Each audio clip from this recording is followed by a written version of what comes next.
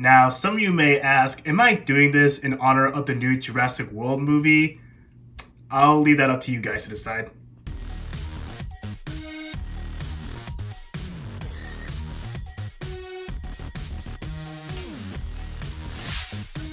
How's it going, guys? It is Plastic Disasta. Now, if you see my reviews, I built Gundam models before, I built Transformers model, and I built that one Kotobukiya model kit. And, they all have in common is that they move. This, however, this is a fixed posed model kit. And to be honest, I never built them before, but it will be a nice experience for me. So today we're going to take a look at the 1/32nd scale imaginary skeleton Tyrannosaurus.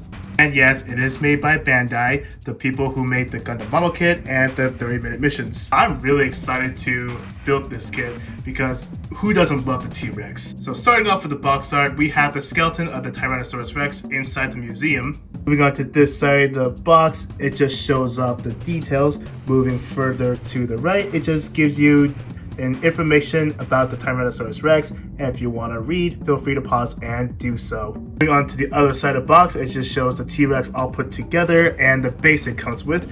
And moving on to the right, it shows it comes with a little booklet. And right over here, it just tells you that you can weather this model kit. Now, this is a pretty big box, and opening it up, we are getting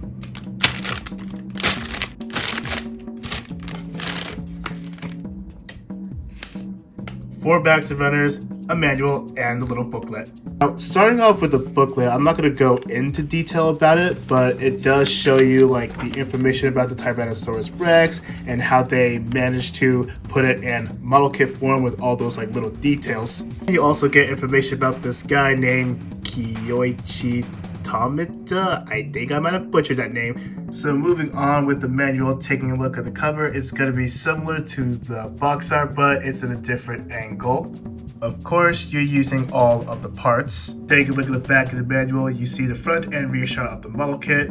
You got the details, and right down there it just shows how you can paint it and weather the kit. Just a heads up, all of the runners are in brown, well, almost. So starting off with runner A, it looks like we have parts for the head. I think that's the neck part. Runner B looks like we have parts for the tail. I'm not an expert at this. I'm just trying to go off what I see. Runner C looks like it's going to be parts for the arms and legs. Okay, I was wrong. The arm parts are right up here. It looks like we have a chest part right there, and we have more leg parts down here. Runner E is going to be the ribs. Finally, runner F, this part just fall off, and that is going to be the base for the kit. What would the base be without something to hold the kit up? And that's going to be the clear part, and that is runner G. That's about it for the unboxing, and I know I already said this, I'm so excited to put this kit together. This is going to be a nice change of pace for me because I'm not building a mecha model kit. I'm going to build this kit together right now, and I'll see you guys after the build. Alright, and here is Rexy all put together. Well, it didn't really took that long when you put this kit together. I mean, sure, it is a chunky box, and there is not really a lot of parts. I mean, it's so easy to put it together. Just a heads up, these T-Rex arms, they are prone to breaking, but as long as you're careful, you're good to go. Now, there's not going to be a lot to talk about in this review because it is in a fixed position, so no point in talking about the articulation. I mean, seeing a T-Rex leaping towards its prey is awesome and scary, but I prefer it doing a walking pose. As for seam lines, there's really not a lot, but if you really want to know where they're at, they would be right over there on the foot. Again, you can barely notice it, and right up here. Again, you can barely see it at all. As for size comparisons, here is the T-Rex right next to the 1/144 scale RX-72. Now keep in mind, the T-Rex is in 1/32nd scale. Alright, let's bring in another T-Rex. Here it is right next to the Studio Series Grimlock. Yeah, I forgot the tail is kind of heavy. And this is a much better view. If we're talking about length, the Bandai model kit wins. If we're talking about height, Studio Series 86 Grimlock wins. And if we're talking about the width, once again, Grimlock wins. And finally, here is the T-Rex right next to Optimus Prime and Godzilla.